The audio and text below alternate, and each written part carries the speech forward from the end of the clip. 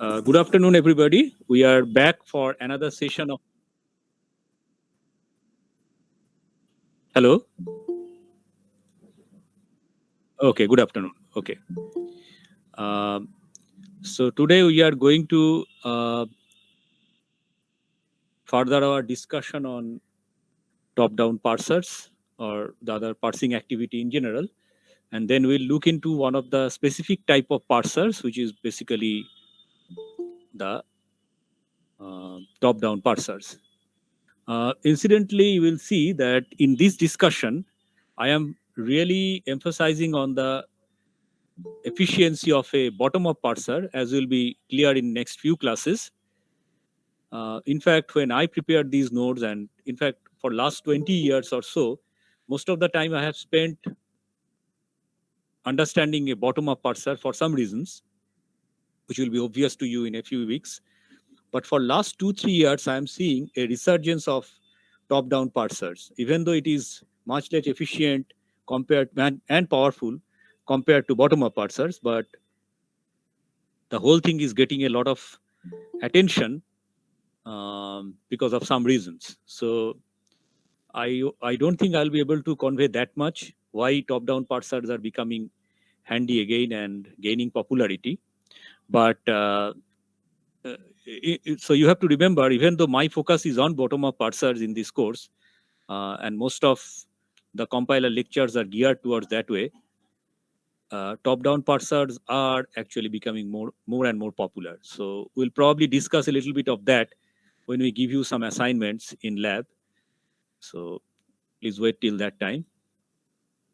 So before we go to the actual discussion on top-down parsers, we still have one or two very small topics to cover. One is the left recursion elimination. I think you know it from your theory of computation days that it is very important to do this activity before you start working on um, the actual parsers or the actual push-down automata and context-free grammars.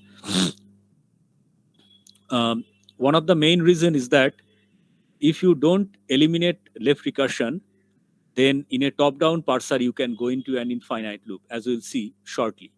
So this technique is very handy, particularly in case of top-down parsers. So left recursion is a big no-no if you are going for a top-down parser. So that means if you are writing a rule like, for example, Bison is a bottom-up parser. So there is no problem in Bison regarding left recursion or even right recursion. But when it comes to a parser like Java CC, for example, which is a top-down parser, you have to make sure that you don't have a rule where there is a left recursion. Like for what is left recursion? Like you can see an example here, A producing A alpha or beta. Here alpha and beta can be terminal or non-terminal. Actually, alpha and beta are terminals and A is a non-terminal. So um, so A producing A alpha or beta, if it is a rule like this is the rule. Um,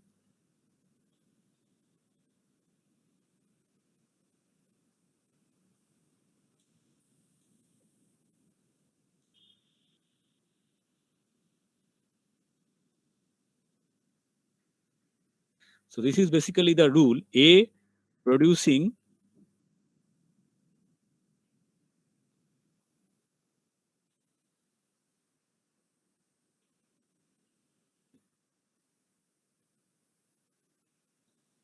you can see this is a rule which has left recursion. A producing A. Small a and small b are terminals and capitals are basically non-terminals. These are quite standard convention from context-free grammars. I think all of you know that. So I'm not really repeating it.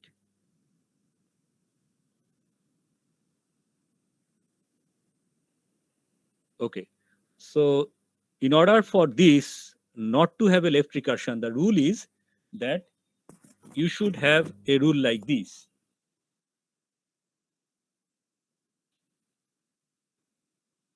Right? So A producing B A prime. you can see this does not have any left recursion. Okay, and then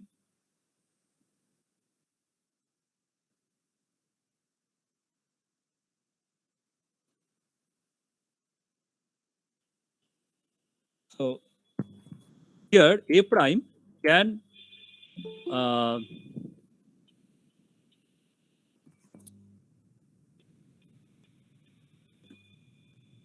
so here you can see that A producing B A prime is a new rule we are adding into the grammar.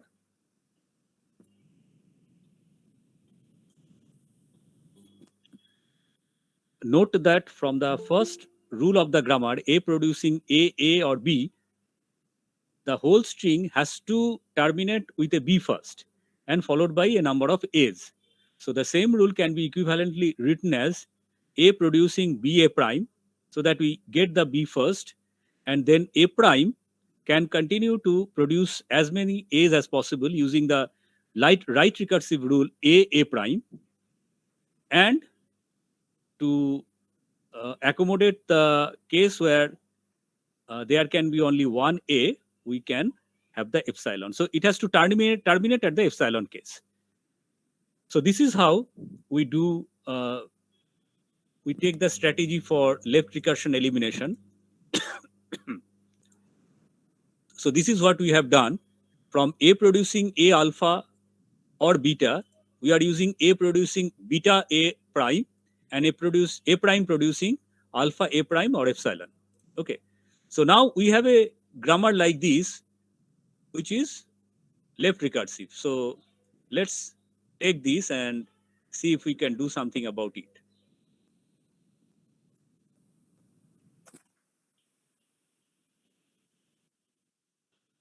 This is the rule. E producing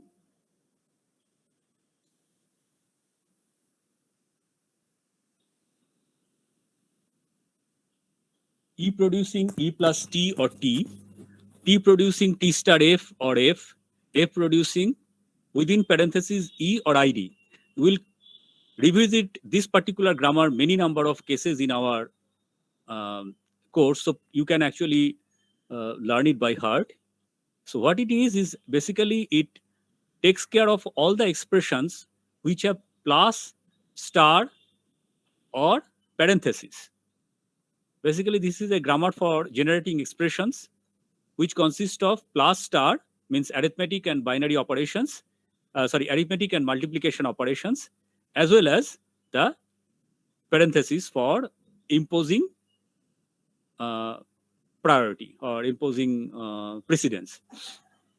And of course, ID is the token, which is probably going to be digit or something like that, a number. So this, you can see that this is a very much a left recursive grammar.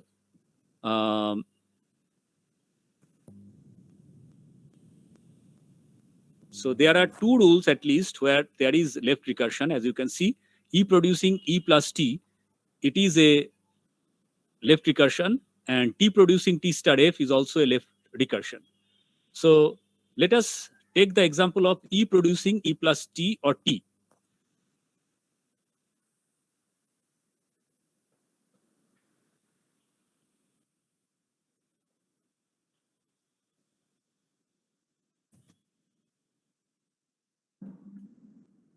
So what should we do first? In order to remove this left recursion, as I said, the rule is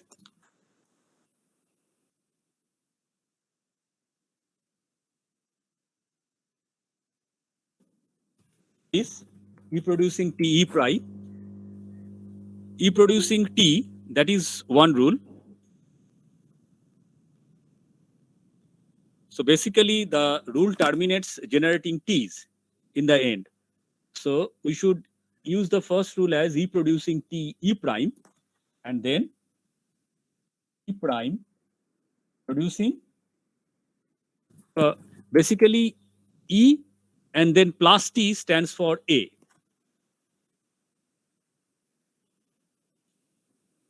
So this is your A and this is B. So we have already taken care of the B. Now we need to take care of the A. A is nothing but plus and T combination. So this should be plus T, T prime, and of course epsilon. Okay, so this is going to be a rule which does not have any left recursion.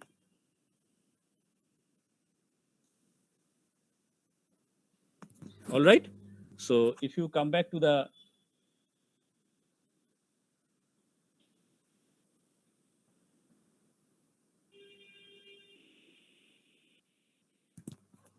grammar, the rules in the grammar, you can see that E producing TE prime and E prime producing plus TE prime or epsilon is basically the set of revised rules which eliminate ref recursion from the first grammatical rule, which is E producing E plus T or T. Now, similarly, we can do the same thing for T producing T star F or F.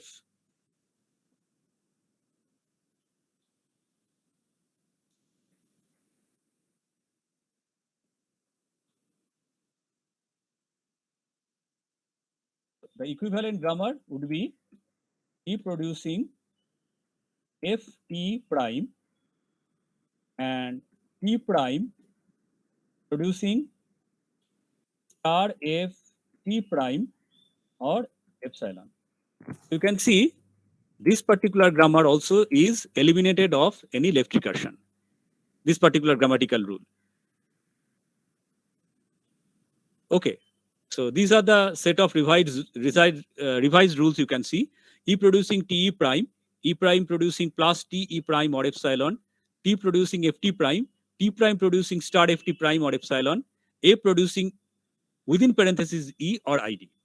So now you have this grammar, this grammatical rule at the bottom, this set of grammatical rules at the bottom are devoid of any left recursion. Okay. Similarly, we have another technique to master, which is known as the left factoring. Left factoring, as we'll see, is very handy when it comes to creating an unambiguous grammar from an ambiguous grammar. We have already seen such an example in one of our earlier classes. We are going to study a little bit more. So left factoring is a grammar transformation that is useful for producing a grammar suitable for predictive parsing. Now, what is predictive parsing? I'll come in a minute. Just ignore this statement. We'll come back to this statement again. When it is not clear which of two alternative productions to use to expand a non-terminal A. Remember, we are talking about top-down parsing here. So this is basically a expansion activity. From one non-terminal symbol, you are going to produce further non-terminal and terminal symbol combination. Okay. So from a given non-terminal, when you are actually going to expand that non-terminal, there may be more than one rule to choose from. In that case, what would be the criteria for choice? Now, sometimes that choice is not clear, as we'll see in a short while, but we may be able to rewrite those productions so that we can defer the decision. And then if we defer the decision, means deferring means you read more input symbols. So you are at a certain point of reading the input set of symbols. And now you have a choice to expand. Now you don't know what to do because there are two alternate rules. So that means if you are in such a condition, what you can do is you can read more symbols. By reading more symbols, you make the decision clear. That's what it is all about. And this is what is the heart of predictive parsing. Predictive parsing, we'll come to the actual definition a little later. But what predictive parsing does is, it is at a certain position in the expansion process. So it is getting a non-terminal and there are further input symbols. So depending on the incoming input symbol, what production rule to choose? That is what is basically at the heart of predictive parsing. In fact, that is the core of all the parsing activity we'll be seeing here.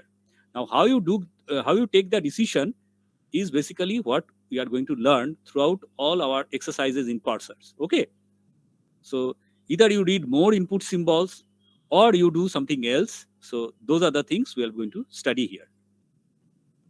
So here, one quick way is basically to rewrite the productions in such a manner that we can defer the decision. Means we can defer the decision means we can read more input symbols before we make the choice. And in that case, just by reading more input symbols can actually clearly tell us what rule to use at that time. Like for example, you can see an example here. If A producing alpha beta 1 or alpha beta 2. So these are basically two rules, two production rules from which expansion can be done. Now, if you have an input that begins with something which is derived from alpha, so you have not read alpha yet, and now whether you should use alpha beta 1 or alpha beta 2 may not be clear. Okay, so what could be a good thing? If you have already read alpha, then you have only two choices to make beta 1 or beta 2. So just by looking at the first symbol of next input stream, you can find out whether it is beta 1 or beta 2. I'm giving an example, very simple example. So suppose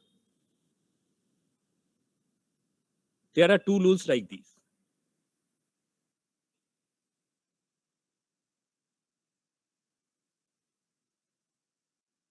So these are two rules you have. Capital A producing small a b or small a c. Okay. Now suppose the input string is ab. Okay. So now if your cursor is here means right here. Before A. So now you have A, and now you want to expand either of the rule A, B or AC. Which one to choose? Now, before A, if you are reading the whole input like this, A, B, and you are not yet read A, so you have to make a decision using two symbols you can see. But you can see only A. So you are not sure whether this rule is applicable or this rule is applicable. Okay. Either of them can be applicable because you are before A. But now, if you make a rule like this,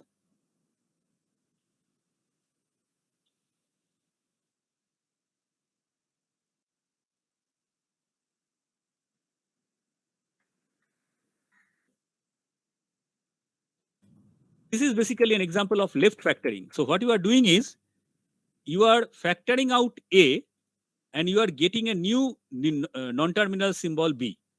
And then you are expanding B with the remaining symbol in the first rule, first set of rule which did not have the left factoring. So B can produce either B or C. Now what happens? When you are at A and you are reading, you are before A, so you are expanding using this.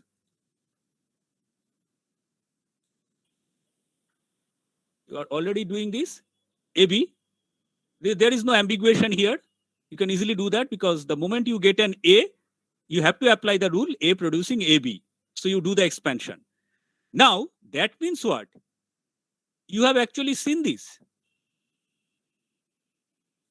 So you have already seen A. So now the cursor is pointing here, right here.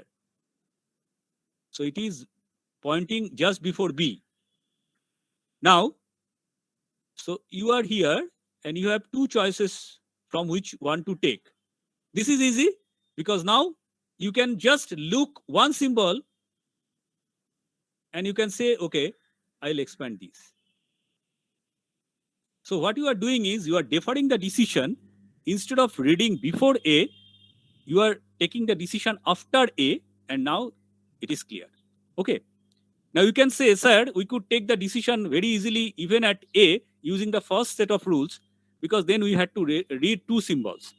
That is where the problem is. Okay, how many symbols you are going to read? That is a fundamental question in any parsing activity. As we will see, the general rule of thumb is that you actually read only one symbol, one look ahead symbol.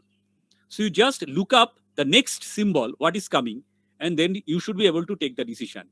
In this particular case, if you didn't have the left factoring case, you wouldn't have been successful in doing that. Okay. Now you can ask me these questions, sir, why 1, why not 2?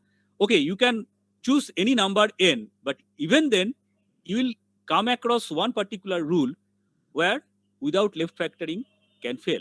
Okay.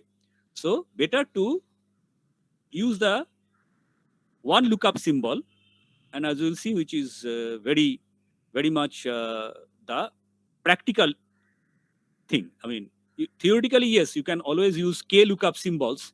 You can look ahead k symbols, and then you can take the decision. But in reality, we only depend on the next input symbol, which is kind of logical because we probably won't have to deal with an infinite number of symbol where k can be infinite. I mean, potentially. So now we understand that if we have left factoring, we can actually defer the decision till we have read alpha in these particular cases. So we have already seen alpha. Now, just by looking at the first symbol of beta or 1 or beta 2, we can take the appropriate decision. So you can see that the left factored grammar is given at the bottom, A producing alpha A prime producing beta 1 or beta 2. And this can actually help us with the disambiguation process. In fact, you will see that in many cases, left factoring does eliminate ambiguation, although this is not the, I mean, there is no general clear-cut rule for converting an ambiguous grammar into an unambiguous grammar. In certain cases, you can use this. Okay, now let us come to the very interesting topic of top-down parsing, very interesting and very important topic as well. Now, I'll warn you about one thing, that you will never have to write your own parser in real life, okay?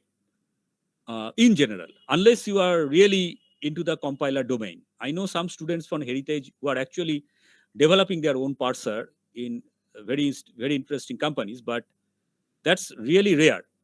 What you are generally going to do as an engineer is you will be using a program which already generates the parser for you. So what you need to do is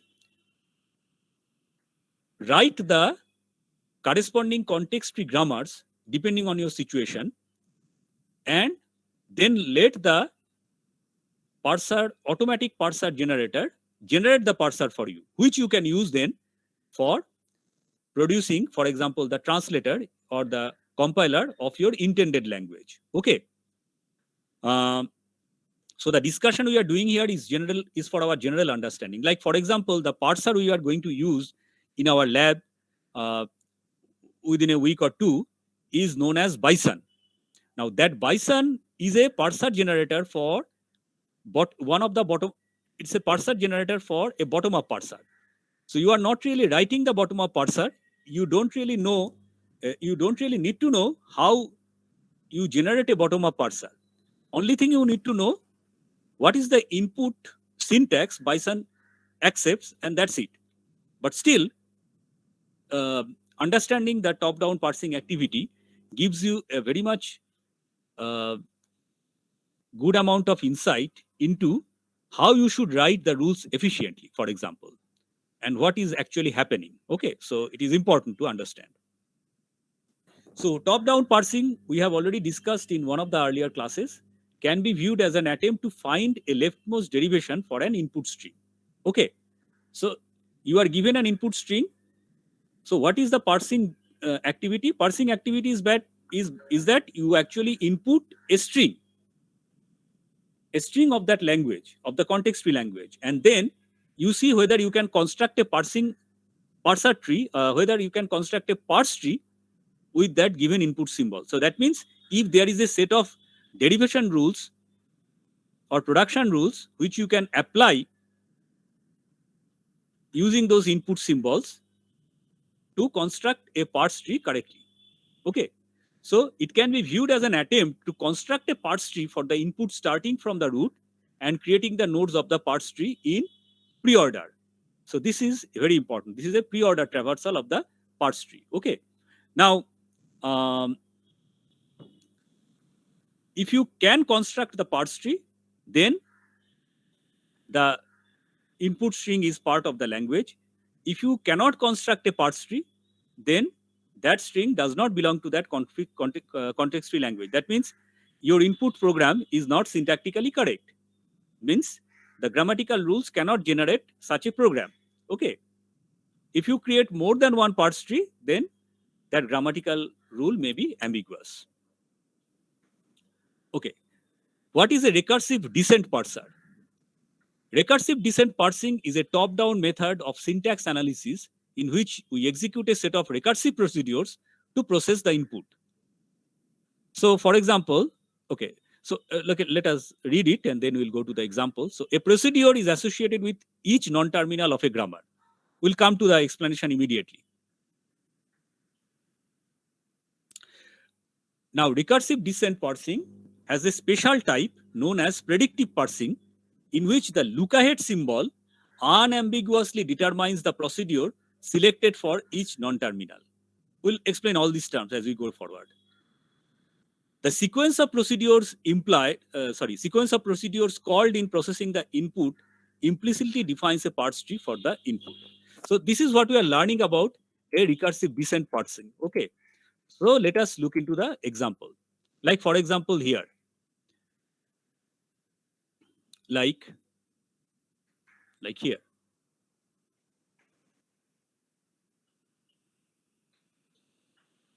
Actually, let's look at this. This is more important. Okay. So let us copy this.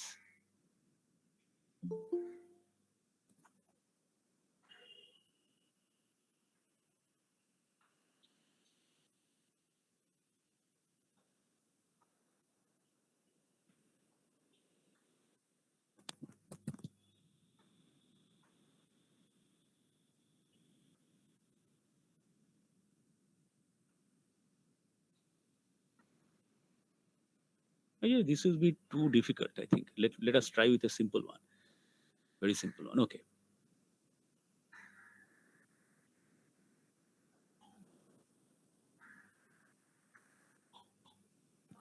So let us try this.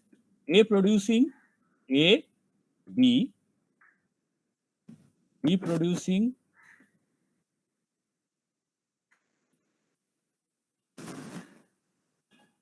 and C producing.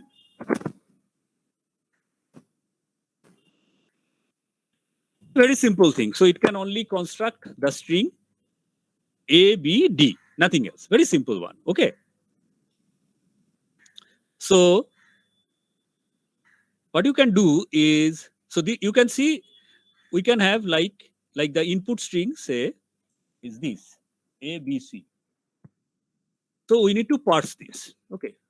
How can we do the parsing? So right now we are at A.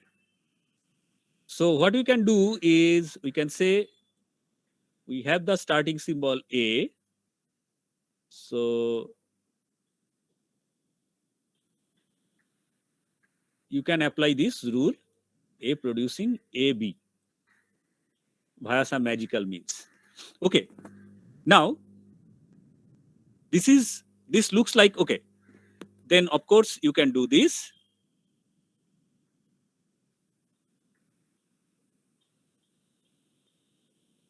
B, C, and then D. Okay. So this is our parse tree which we are intending to create. So it starts from A and it expands towards the leaf nodes. Okay. So for A, what we can do if we are going to follow the recursive descent parsing methodology, what we can do here is we can say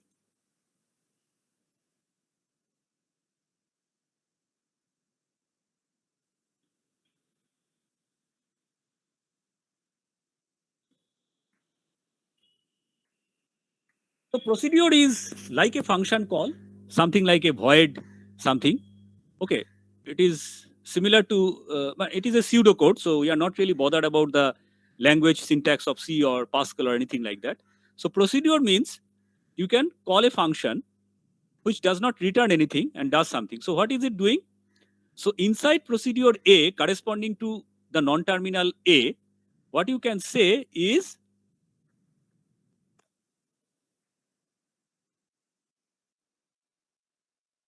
read input. You know how to read input, getchar for example, or getch or scanf. If input equal to A,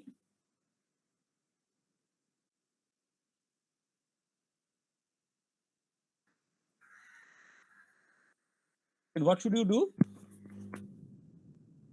What would be your task? Very easy. You can say call B. Okay. If input is not A, else you can call an error routine. That means you cannot handle the input string. Like it starts with B, for example. Okay. So as you can see, this is a set of function calls or procedure calls. Similarly, for B, you can write a very similar program.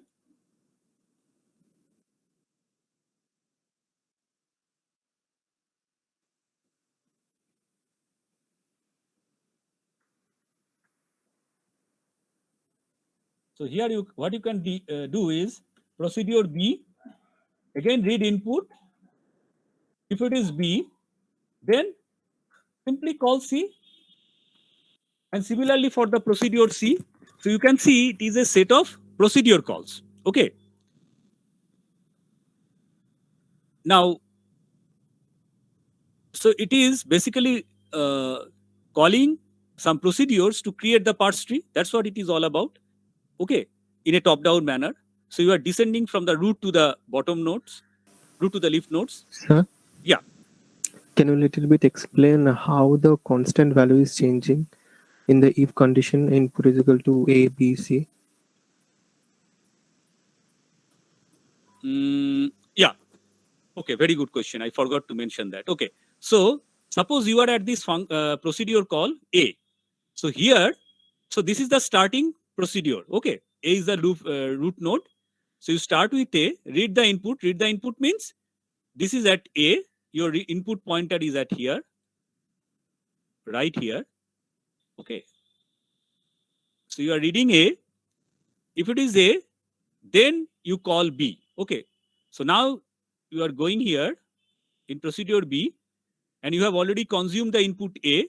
So now you are reading the next input, which is B, and your input pointer is right here. And then if the input is B, then you call C. That means you have read B and you are coming here in below of C. Okay. So once you are done with this thing, with calling the B thing, means you are done here. Now you are going to expand on the rule capital C on the input this C. Okay. And obviously, what would be your procedure C? It will say if input is D, then accept the string or say return accepted or else error. Of course, it would be an error because the input is C, whereas the expected input is D. Okay. So it will say that this string is not supported in the language. Okay. So this the construction of this parse tree will stop at the non-terminal C and it won't expand to D anymore. Is that clear? Am I clear? Yes, sir. Okay. Now, so you can see you are basically starting from the root node, which is the starting non-terminal symbol, towards the leaf nodes, which are basically the terminal symbols. And if you can construct the parse tree properly, this string will be accepted, otherwise it will be rejected. Now, why it is called recursive? So descent part, we understand that it keeps on expanding towards the leaf node. So as if you are descending from the root to the leaf nodes. Why it is known as recursive? The thing here is most of the rules in real life would be something like this. As you can see, this can handle only a very limited number of strings. most of the times your rule will be something like this: A producing AB or BA or something like that. So here in the procedure of A, if input is A, then call B. If input equal to B, then call A. So this is a recursive call. It is a direct recursive call. Sometimes A can call B, and you can have a rule like this. Then A calls AB, and via B, A is again called. So indirect recursion is also there. So these set of procedure calls are essentially recursive in nature. That's why we are calling this kind of parser where the top-down parsing method is via some procedure calls. Okay, and that way you create the parse tree in a top-down manner. All right. Now, if you have a recursive descent parsing in which look-ahead symbol unambiguously determines the procedure selected for each non-terminal, you will say that that kind of recursive descent parser is a predictive parser as well. Like this parser here, right here, is a predictive parser as well. You can see that with any of the input characters, you know what is the next procedure to call, but not this one. If I augment this with this particular parser is not a predictive parser, because depending on the input symbol, you might have to call A or C. Okay, so there is some issue here. Yeah, of course, our target would be to create predictive parsing. Okay, all right.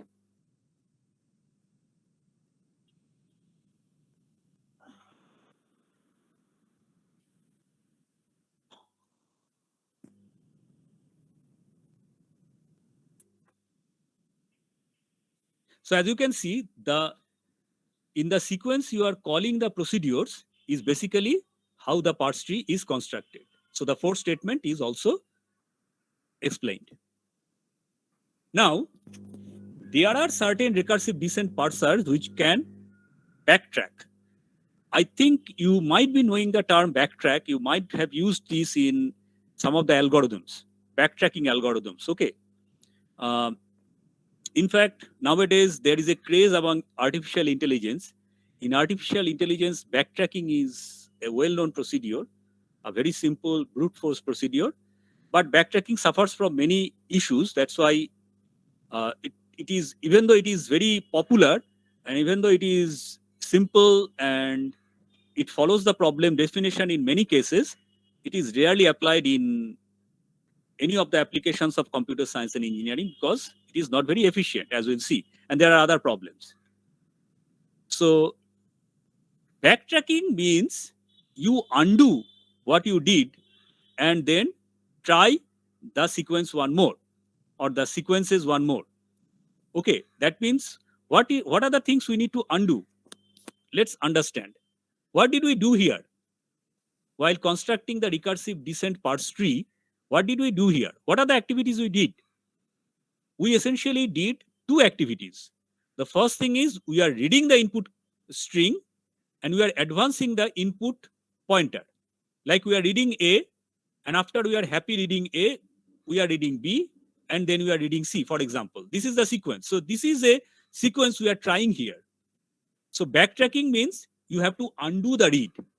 Many of you know that you have a function called in C known as ungetch, which whatever you have read from the input is pushed back into the terminal again. Means your input pointer goes back. You cannot do that using any other function call in C. Once you have read it, you read it, right? But in using this particular ungetch call, you can actually reverse the reading. So you can read it the same thing again and again. Okay. So this is one activity we can backtrack on. What is the second activity? We are constructing the parts tree from root towards the leaf. So for example, right here, you have tried the rule to expand B into small b and capital C. So you constructed this part of the parts tree. So if you backtrack, you have to remove this.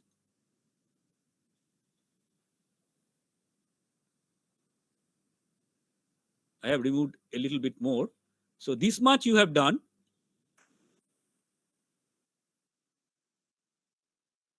Okay, this much you have done. But whatever followed after that, you have to undo that. That means you created a parts tree up to a certain level, then you have to go back to the earlier level. Now you can easily understand that the moment you are creating the parts tree, you are actually um, doing a lot of housekeeping to keep track of the parts tree, like what is the construct you have already done, the leaves and all that stuff, the left child, right child, all these things are already done when you did the expansion. Now, if you have to undo that, that means you have to delete your created parts tree up to some level. Sometimes it might happen that you have to backtrack to earlier levels also. Okay, that means what? You created a binary tree up to a certain level, or sorry, not binary tree, but a-nary tree. Assume it's a binary tree. You created something like a binary tree up to a certain level, say level 4. And now you have to undo 2 levels. That means you have to go back to the earlier level, delete that level, and then go back recursively to an earlier level also and delete that level. You know how difficult it is to delete nodes in a binary tree, a single node. Okay. So if you have to keep doing that for a lot of levels, it is a huge problem. And sometimes some of these trees are so big, you can understand you are parsing a huge program, for example, say 2 million lines of program. So this parts tree is not even in memory. It is probably already stored in hard disk, in secondary memory, or in some other way. It is using external storage. So you have to undo that storage also. That means you have to do some erasure of data structure on secondary storage, which are very expensive operations. So in reality, like symbol tables are already created. Some new entries were created in the symbol table. We haven't really discussed it, but we have intuitive idea about symbol tables. So you can understand in backtracking, you have to undo a lot of activity and try whatever you have done. It is not a very good approach at all. Okay, so backtracking is theoretically possible. You can have a theoretically backtracking recursive descent parsers, but it is rarely needed. And it is rarely needed also, as we'll see.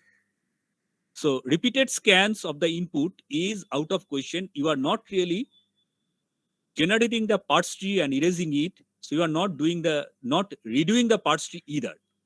You only take a decision that at a particular level, you are expanding the particular non-terminal, and that's it. You don't have to come back to that level anymore after expansion. So that is our target. Okay.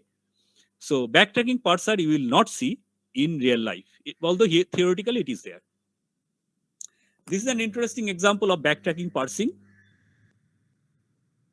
So S producing small c, capital A, and small d.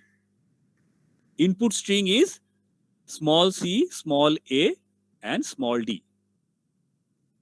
For A, there are 2 rules, either AB or A. Again, backtracking generally involves such kind of ambiguous rules. I won't say ambiguous. This is not really an ambiguous rules, but such rules where you are not sure looking at the next input symbol which rule to apply. Like in this particular case, looking at a small a, when you have non-terminal capital A, you are not sure whether to apply the first rule or the second rule. Okay, so you start S producing small c, small a, small d, capital A, small d. That is the A part of the figure, as you can see right here. Right here. I think I can do a little bit slideshow here. So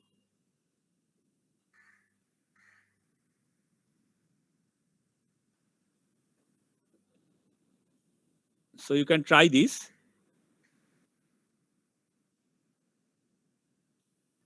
So right here, you have a capital A. Of course, you have to start with capital S because that is the starting symbol.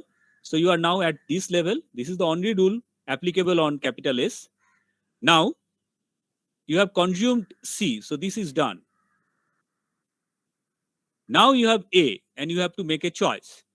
So this is where you are, and the input symbol is this guy, small a. So there are two rules. Either you can apply this or you can apply this. If you go blindly, you apply this rule first, then this is actually nothing wrong here. You are expanding with AB, but you can see that the next input symbol is D. So A is matched fine, but this is not matched. So you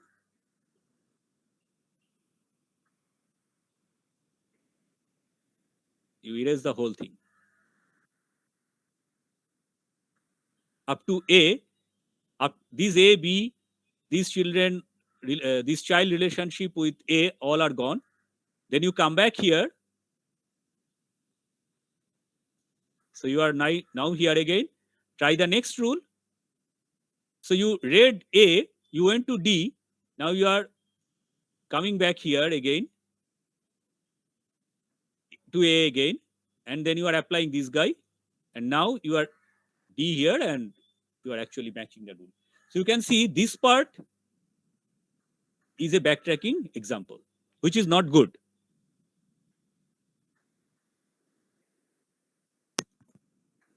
Okay. So predictive parsing. We can try eliminating recursion from a grammar. We have already seen how to do that. Then we can obtain a grammar that can be parsed by a recursive descent parser that needs no backtracking. Okay, so predictive parsing is nothing but a recursive descent parser without backtracking. So you can say any non-backtracking recursive descent parser is a predictive parser. That means at any given point, you can expand the tree towards the bottom in a definite manner. There is nothing indefinite about it. You don't have to come back to the level again anymore. But it should not have any left recursion either. Okay, so please note that. So you have a recursive descent parser. You have a recursive descent parser which is not having any left recursion and which needs no backtracking. These are the two properties for a recursive descent parser to be known as a predictive parser. So, how do you construct a predictive parser? Those who have done a course in AI, you will immediately understand that heuristics are basically an analogy of predictive parser. Using heuristics and admissibility criteria, you can always expand the decision tree kind of thing in AI, that explore the decision space in a predictive manner. So the same concept, very similar concept here as well. You can also have backtracking in AI, same here, but you don't have to. Okay. So there, heuristics make sure that you don't have to backtrack. Here, there is something else. What is that? We must know, given the current input symbol A and the non-terminal capital A to be expanded, which one of the alternatives of production is the unique alternative that derives a string beginning with A. So in this earlier case, for example, with the given input symbol small a and non-terminal capital A, you are not sure because there are two alternate rules. In this case, in the case of predictive parser, this kind of situation is not going to be there. Okay. So just by looking at the next input symbol of the string, you will be sure about which production rule to be applied at that point of time. Okay, we are going to see how it can be done. We are going to see plenty of examples. So till now we are talking about predictive parsers which are recursive in nature, because they are basically part of the family of recursive descent parsers. Why recursive descent? Because they are generating the parse tree by recursive procedure calls, and in the process they are traversing the parse tree in a top-down manner. Okay, but predictive parsers are not for recursive descent parser alone. There is a family of predictive parsers which can be for non-recursive activity as well. Means there is no recursive procedure call involved. Now, you can readily understand that recursion is not mandatory, right?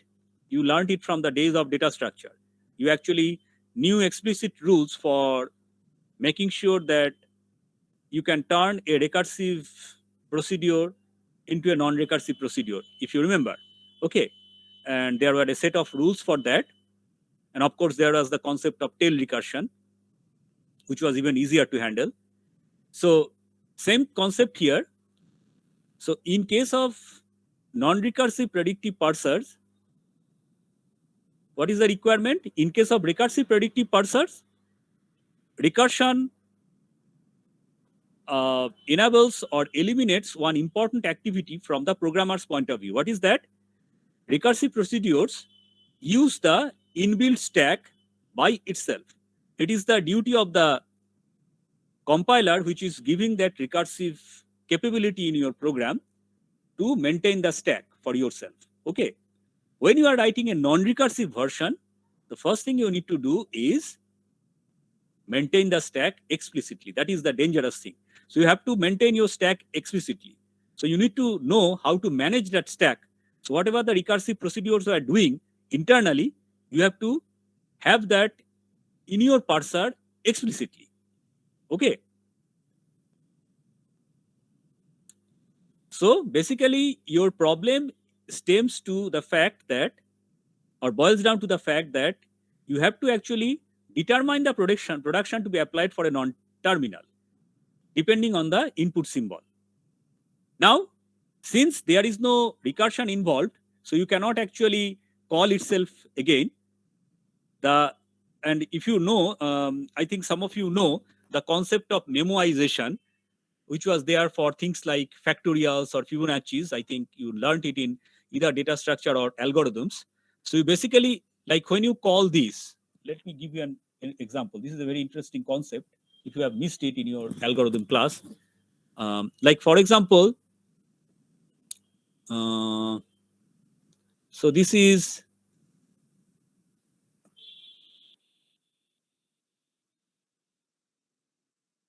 say F3, Fibonacci 3. So Fibonacci 3 calls Fibonacci 2 and Fibonacci 1, right? And Fibonacci 2 calls Fibonacci 1 and Fibonacci 0.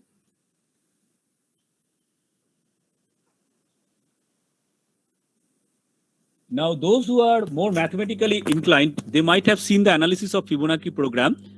And if you go this way, it is basically an exponential growth, right? Of the order of 2 to the power n, given an n. But what you can do is, you can see why this exponential growth is happening, because you have multiple or redundant calls to same functions, like f1, for example, in this case. Okay, so instead of calling f1 and evaluating it, what you can do is you can keep a table like this. Like this. So this is your Fibonacci table. And this is the index like 1, 2, 3, like this. And these are the corresponding values. So the first time you are evaluating f1, you can give the value of f1 here. The first time you are calling f2, you can keep the value here. And next time you don't have to evaluate F2 again, you can just look up here. This is basically the concept of memoization. Same thing we are doing for non-recursive predictive parsers as well, where instead of calling the same procedure again and again to do the same thing, we can actually look up for the corresponding production and see what is the activity to be done. So this table-driven approach is what gives the non-recursive predictive parser its power. Okay, as we'll see. Now the question is how to construct the table. That's what is important. We'll come to that. So the first thing is you use something called, or you create something, or you evaluate something called first. Okay, so first of a non-terminal. Because we are concerned with non-terminals, that's why the recursion has to be eliminated. So A calls A, this is not going to be anymore. We have to see corresponding to A for the lookup table, what is the corresponding activity. Now we'll see one thing which helps us is evaluating something called first of a non-terminal. So what is the first of a non-terminal alpha? Actually, first can be for non-terminal or terminal anything. First of a terminal is the terminal itself. Okay. If alpha is any string of grammar symbols, let first alpha be the set of terminals that begin the strings derived from A. Like for example, in this particular case, first of A, as you can see, anything which, any terminal which can be derived as the first symbol of anything derivable from A, capital A. Like for example, from capital A, you can expand with small a, B. That means small a is a symbol which can be part of first A, or you can apply the rule B capital A. That means capital A can actually generate the terminal symbol small b. Okay, so the definition says alpha is any string of grammar symbols. First alpha be the set of terminals that begin the strings derived from alpha. Okay, so alpha can be a non-terminal, alpha can be a terminal, alpha can be a combination of non-terminal terminal. Why a combination also works, it will be obvious to you very soon. So the rule says, look at the first rule in the third paragraph. First x for all grammar symbols x, apply the following rules until no more terminals or epsilon can be added to the first set. So epsilon can also be part of the first set, and that is where the fun begins. Okay, if x is terminal, then first x is S, x itself. So it is a set, as I said, it is a set of symbols. So let us try this. So I'm sorry.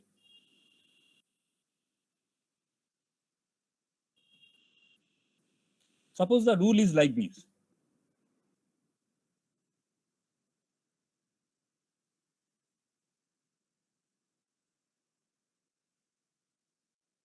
Okay. So what are the symbols here? Capital E is a non-terminal, plus is a terminal, capital T prime is a non-terminal as well. So we can have first for all these things. So we can say first of plus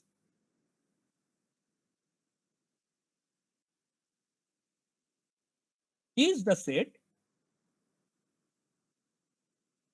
which contains the terminal symbol plus only.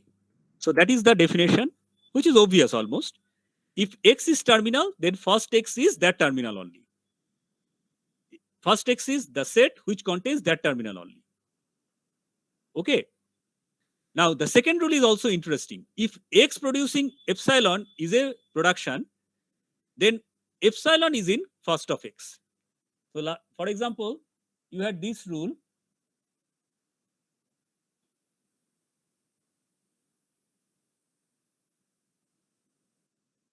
Suppose this is the rule.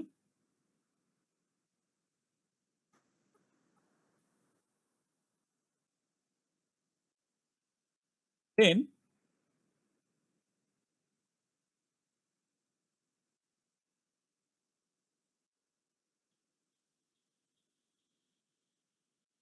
now don't get confused that only epsilon is there in the first of E prime. There can be more.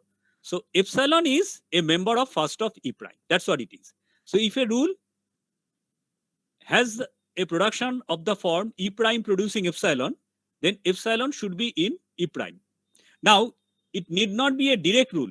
Like E prime producing epsilon is a direct epsilon producing rule, but you can have a rule like this.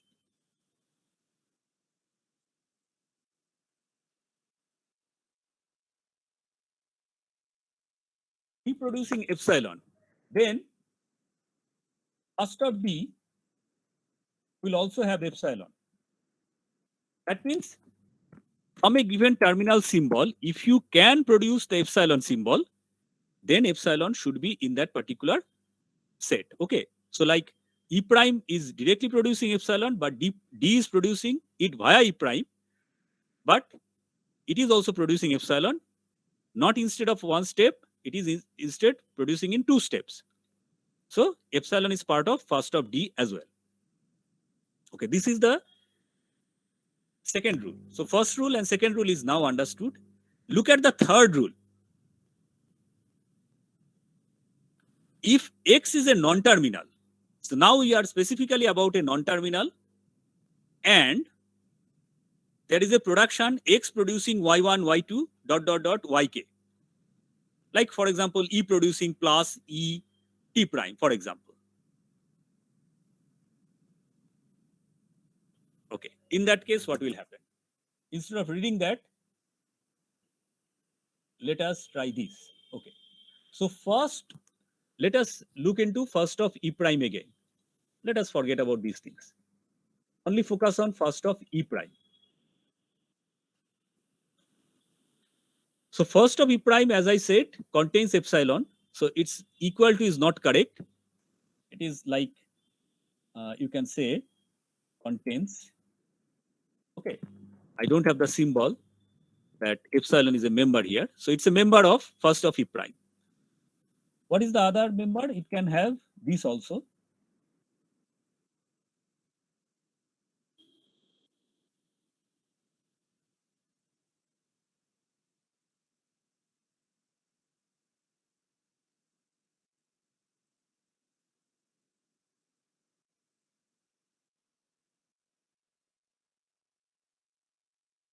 Okay. Because as you can see, if you expand E prime, plus comes in certain cases. So plus is also there. Now suppose you have a rule like this.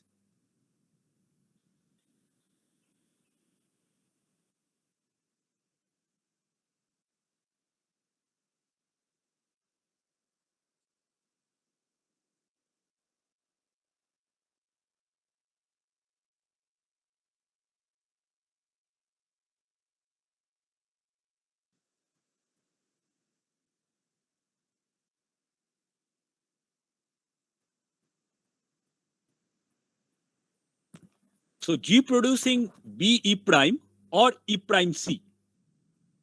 Okay. It need not have a left recursion because G might producing E prime C, and you can see E prime does not have any left recursion. So there is no left recursion using this rule. Okay. So what is in first of G? The first of G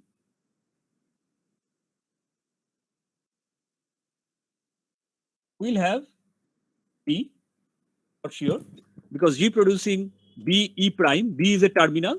So of course, first of G should have a terminal B. That is the first terminal symbol which can be derived from G. Now look at E prime. So G producing E prime. G producing E prime C. So that means what? If E prime produces a symbol A, then first of G is also going to produce that like this. So E prime in one or more steps, it is producing plus E E prime. Okay, this is a rule. So what I can say is we can have a rule like this.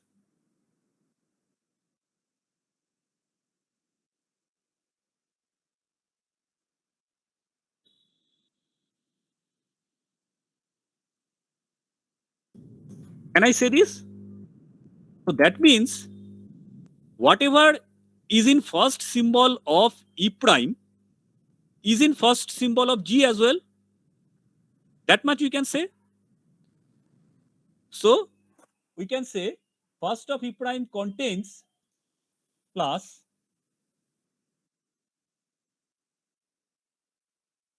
first of G will contain plus as well. Now let us look into another interesting thing.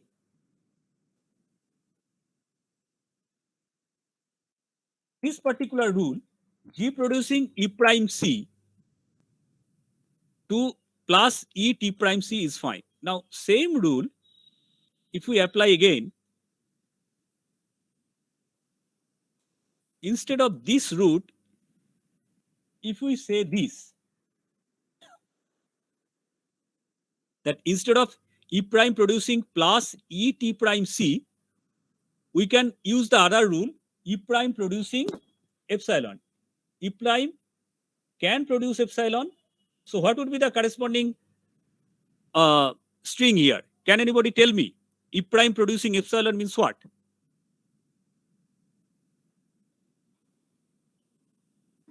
C. Yes, correct. Because E prime producing epsilon means it's nothing. Okay. I mean, it's a null string, means you can eliminate epsilon. That's what it means. So G can actually produce C. Look at the interesting result. So that means if you have a rule like this, where the terminal can produce epsilon, then you can erase this and focus on this. Okay. So instead of C, it could be, say, I don't know, maybe H. So you could say we can produce H. H is a non-terminal. So whatever is in first of H is also in first of G. So this is what the rule here, right? Number 3 says. If X is a non-terminal and X is producing Y1, Y2, Yk,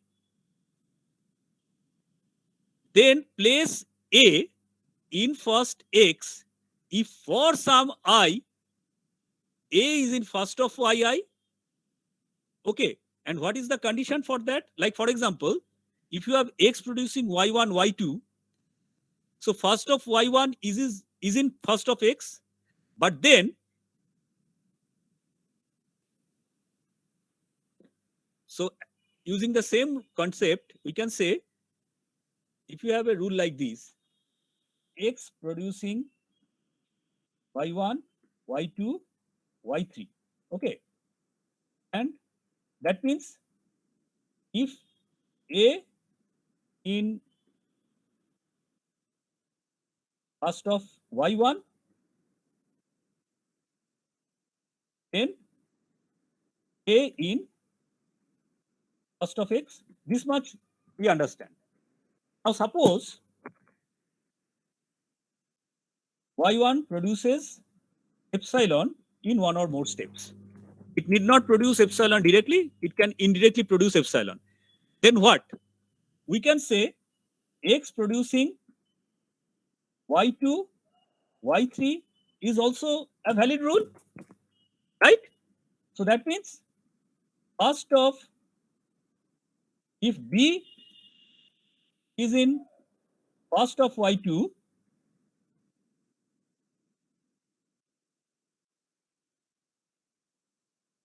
then B in, forget me my typing here, it could be the uppercase and lowercase are little confused here. So this much we can say. Can we say this? Now the condition here is that Y1 has to produce epsilon. Similarly, if Y2 produces epsilon, then we will have a rule X producing Y3. So C in first of Y3 means C will be in first of X. So this is what the rule says. If X is a non-terminal and X produces Y1, Y2, dot, dot, Yk. So for some I, A is in first of Yi, and all the Yj, which is from 1 to I minus 1, that means first of Y1 and first of Y2 and first of Y1, all of them eventually produce an epsilon. Then we have the rule X producing Yi followed by other symbols. So first of Yi should be in X. That's what it means.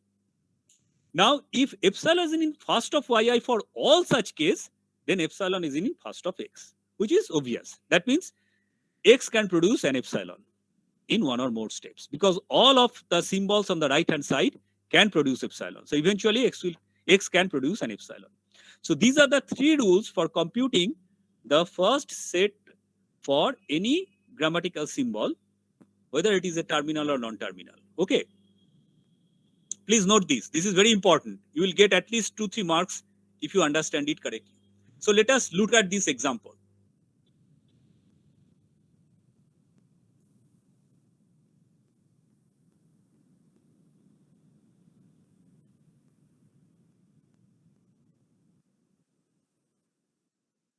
We have this rule right here.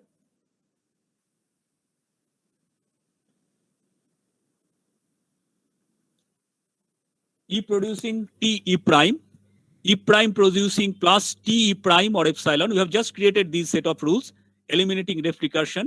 T producing Ft prime, T prime producing star Ft prime or epsilon, F producing parenthesis E. Note that opening and closing parentheses are terminal symbols as well, and ID. So what is in first of?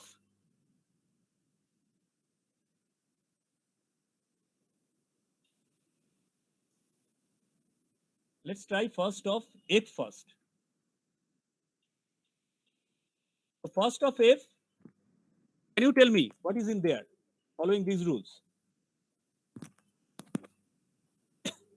Yes?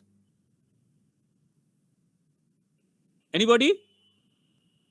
So F producing ID. ID is a terminal. So of course ID is there. I'm not writing the inverted comma. I mean, you can write it or forget it. I mean, not a problem. What is the other symbol which F can produce as first symbol? Call E. No, it's not calling E. It is Oh, open parenthesis then bracket. E. Okay, so this is a symbol. So F can produce only these two terminals. One is ID, another is the open parenthesis. Okay, these are in the set of F. So if you are given a grammar, sometimes you may be confused. What is the non-terminal we will start initially? You should look for such symbols where there is no epsilon, for example. Like in case of F, there is no epsilon. F does not produce epsilon. So it makes things easier. Okay. So once you know F, you can do a lot of things with others. Now let us come to the one. We cannot really go to T because actually we can go to T also, because F does not produce any epsilon. So whatever is in first of F is in first of T. So first of T is nothing but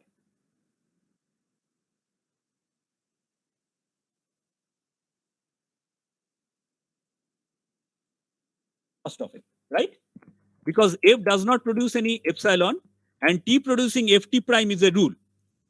T producing Ft prime. So that means whatever is in first of F is in first of T. Had F produced epsilon, then we have the rule T producing T prime. So whatever is in T prime also should be in first of T. So this is also known. Similarly, we can go to the first rule, E producing Te prime. As you can see, first of F does not have epsilon. First of T hence does not have any epsilon. So first of E will not have any epsilon. So we can say first of E is nothing but first of T. All right. So these three were easy. So first of A, first of T, first of E. They are all ID, comma, open parenthesis. Let us do for more complicated ones, like first of T prime. So first of T prime will have, as you can see, epsilon, because T prime produces epsilon is a rule. Okay. What is the other rule? The other rule is, yes? Other rule? Plus. No. T prime produces star. So this is a Oh, star, not star. plus. Yeah. Okay. So epsilon and star, these are the two symbols we can immediately find from the rules T prime producing star T prime or epsilon. Yes, nothing else. What about first of E prime? Again, it produces epsilon, which should be there, and plus. Okay. The significance of the symbol first will be clear as we go forward. Okay. Okay. So first is done, and you can see the results. First of E equal to first of T equal to first of F. These are set equalities. Remember that. And open parenthesis, comma ID. For first of E prime, it is plus and epsilon. For first of T prime, it is star and epsilon. Okay. Now we come to a more complicated symbol, which is more complicated function, which is known as follow. So as you can see, first is basically a very good indicator of what is the set of terminals a particular non-terminal can generate. Follow is a little different. Follow, as you can see the definition, for a non-terminal A, follow cannot be defined for a terminal at all. Okay. Follow for a non-terminal A is said to be the set of terminals A that can immediately appear to the right of A in some sentential form. Now, I'll explain sentential form in much more detail as we go forward. Just for the time being, you understand that it is basically a part of the string we are trying to parse. Okay, part of the string. So basically, the set of terminals A, we need to find out the set of terminals A such that if you have this kind of a thing, let me do the slideshow again. Okay, if you have this kind of a scenario, this is a sentential form. I'll explain sentential form in much more detail. You can say that it is like a string you are trying to parse. It is basically the string, but not necessarily consisting only of terminals. It can have non-terminal and terminal. We'll have a lot of fun with sentential forms in our many exercises. So you can see a sentential form here is alpha, capital A, small a, and beta. Alpha, beta can be terminal or non-terminal. Capital A is surely a non-terminal, and small a is surely a terminal. Okay. So in this particular case, you can say that small a follows capital A. These are the situations we are trying to find out.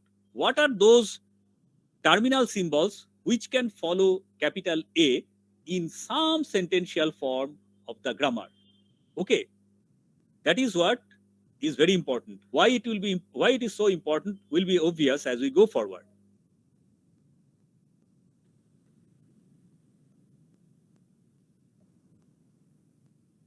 Now it may be that between capital A and small a you might be having some symbols. So you can have these alpha.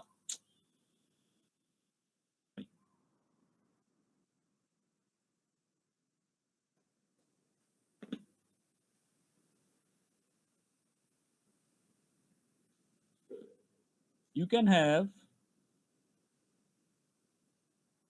alpha A, say B, capital B, A, and then beta. This could be a sentential form, but then this actually produced this guy. How? Only if this B can produce epsilon after one or more steps. If it produces epsilon, then B vanishes, so we'll get alpha, capital A, small a, beta. In such case also, we can say that A follows, small a follows capital A. So that gives you a clue how to compute the follow set. If you have capital A followed by a set of non-terminals which produce epsilon, then whatever follows this guy also follows this guy. Okay, please note this.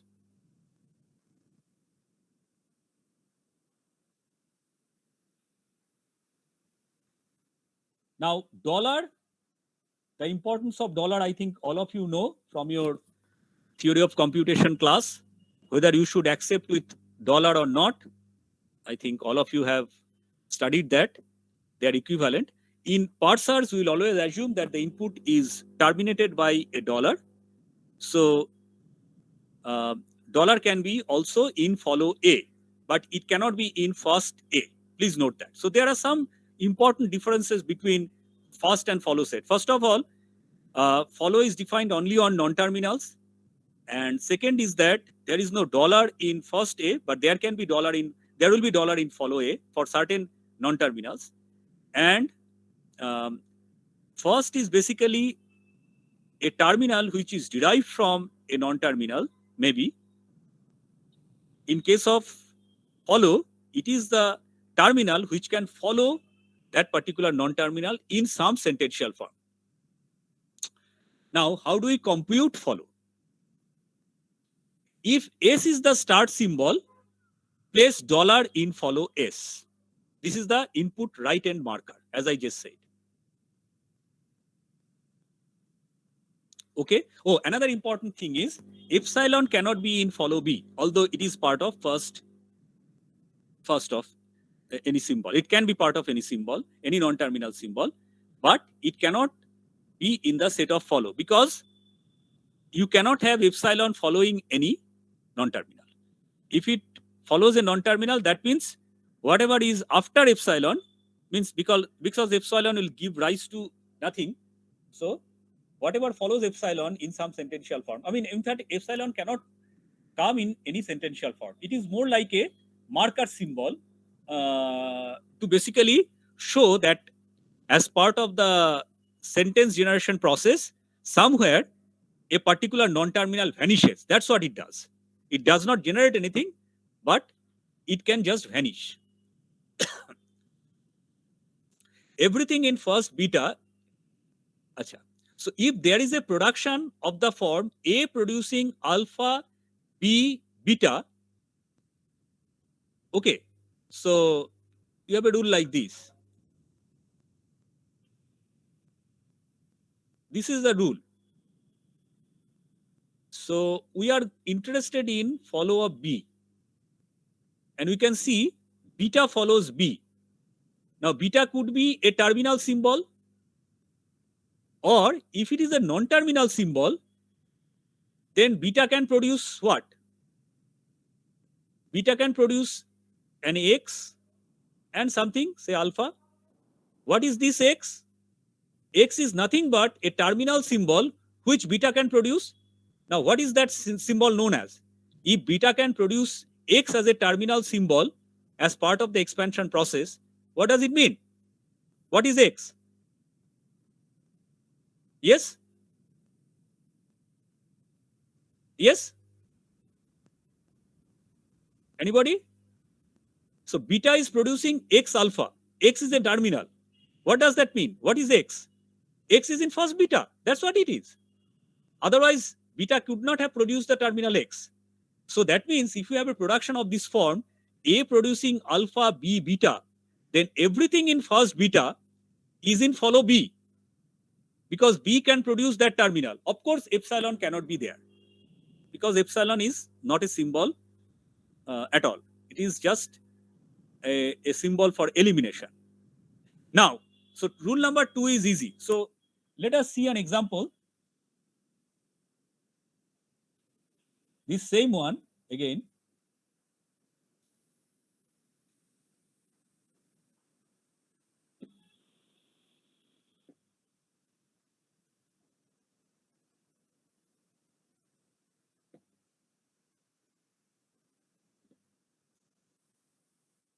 We are starting again here. Oops. We have here. So we can see again, let us start with F. So what is in F? Follow of F.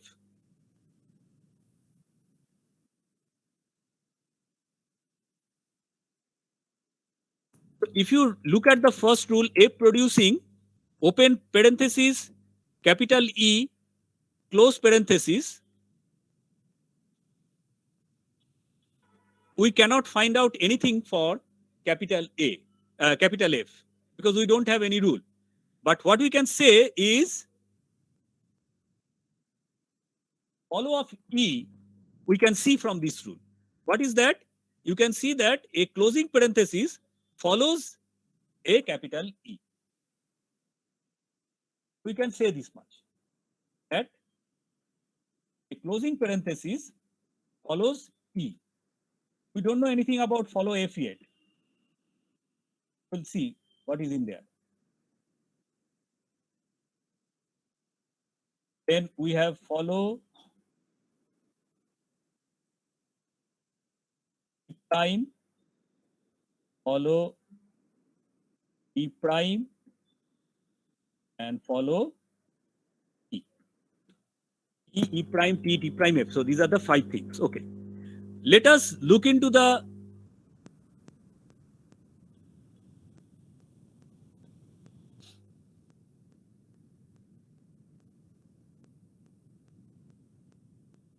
rule E producing T E prime. E producing T E prime. So you can see T is followed by E prime. Okay. T is followed by E prime. So, okay, let us copy the first set.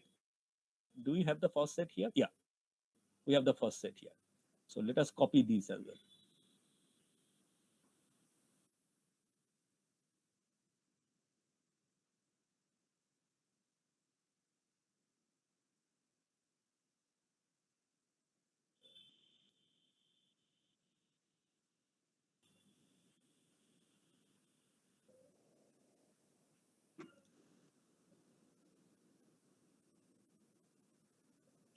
Okay, so we can see the rule follow E producing T E prime. So you can see T is followed by E prime. And what does the follow rule says? That E prime is following T. That means whatever is in first of E prime is in follow of T. So follow of T has first of E prime minus epsilon. Of course, epsilon cannot be in follow set. Okay, so what was there in follow of E prime? As you can see right here, follow of first of E prime had epsilon and plus. So follow of T has first E prime minus epsilon. That means what? Plus.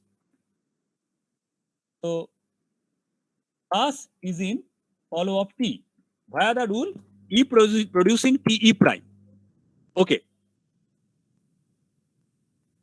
If you look at the rule T producing F T prime, so T prime follows F. So first of T prime minus epsilon will be in follow of F. So what is there in first of T prime?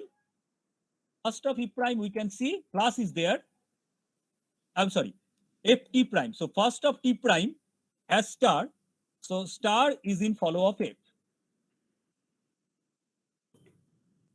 we cannot find anything till now about E prime and T prime, given these rules, because they are not being followed by any symbol. Okay, so let's see what is the other rule.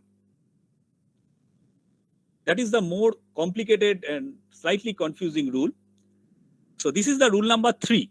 So you have already applied 1 and 2. Okay, we have not really applied 1, so we should do it. So the starting symbol is E. So E should be followed by a dollar as well. Let's make sure we have this. Follow up E has dollar. Okay, now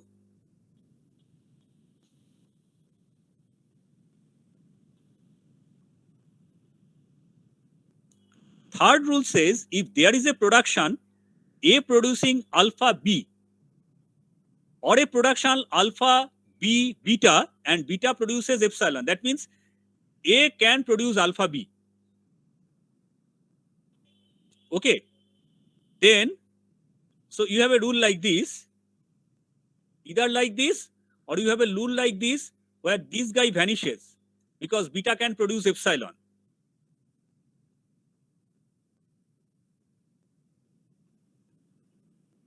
So you have something like this: X, A, alpha, Y, something like this.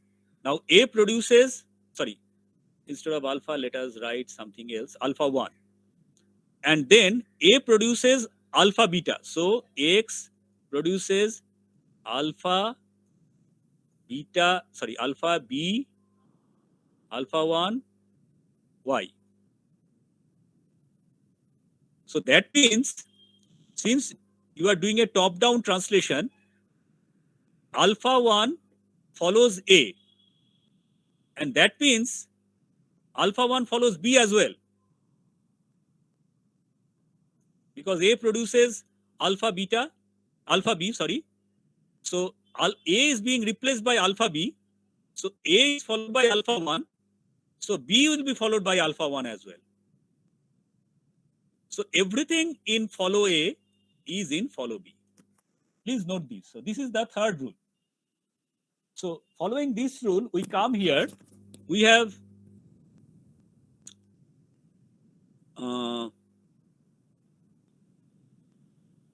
T prime, sorry, T producing Ft prime. This is a rule. Okay, T producing Ft prime and T prime produces epsilon. Okay, sorry, you don't need that. So T producing Ft prime, so that is the rule we have. So that means whatever is in follow of T is in follow of T prime as well. So follow of T prime contains follow of T.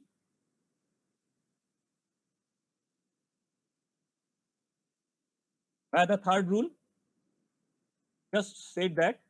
Similarly, if you look at the rule, E producing T E prime, that means whatever is in follow of E is in follow of E prime.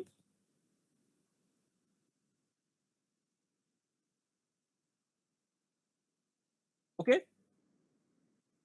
So follow of E, we already have closing parenthesis and dollar. So that means like this.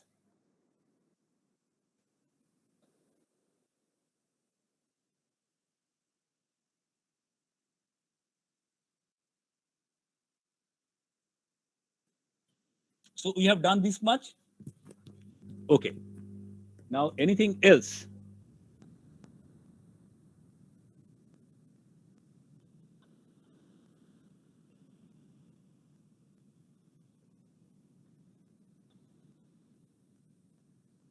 Okay. You can see the rule T prime producing star Ft prime.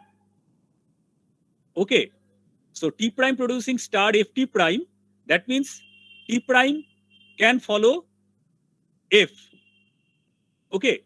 We have already seen that rule, that star comes to F because of this rule. But there is another interesting thing, that since T prime producing epsilon, that means we have a rule, T prime producing star F. So whatever is in follow of T prime is in follow of F. So follow of F is this plus what's in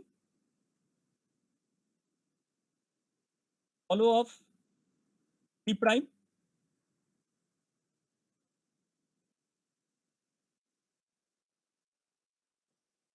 Okay, and what is in follow of T prime? Okay, we haven't defined that yet, but as we said, it contains follow of T. So follow of T contains plus. So plus is very much there. Okay, so that means follow of F is having star as well as plus.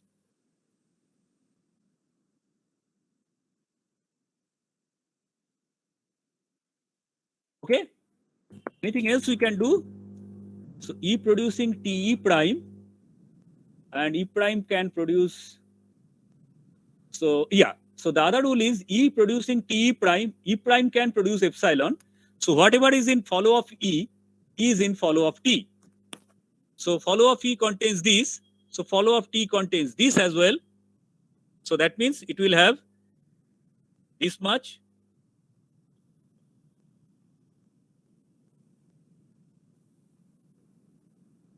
So follow of T contains plus closing parenthesis and dollar. Follow of T contains follow of T prime. So that means it will also have the whole thing like this.